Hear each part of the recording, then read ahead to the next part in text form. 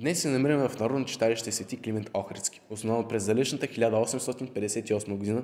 по инициатива на учителя Тодор Шишков в тогавашната махала Акарджа. Нашето читалище е четвърто в Османска Турция след читалището Свищов, Лом и Шумен, основани през 1856 г.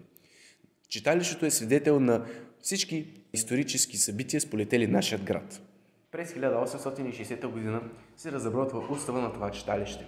Въпреки добре започналия живот на читалището, през 1863 г. ръководството на читалището бива овладяно от чорбаджии, което води до това почти да се прекъсне дейността в читалището. Като 1864 поради възникнал раздор между членовете на читалището, дейността на читалището бива възпрепятствана в рамките на 2 години.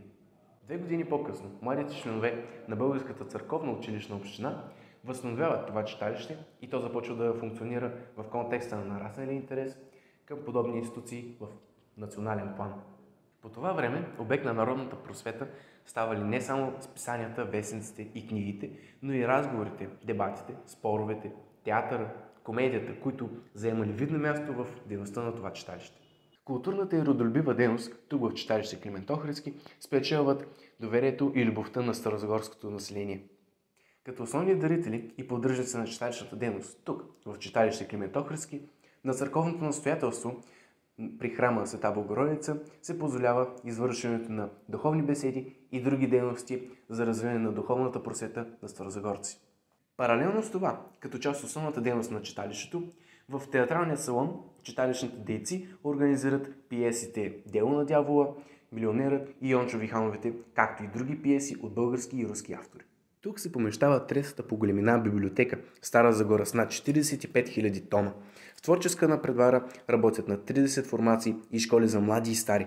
Провеждат се и градски и национални конкурси, фестивали, научни конференции, гостуват самодейни държавни театри от страната, организират се изложби на художници от цяла България.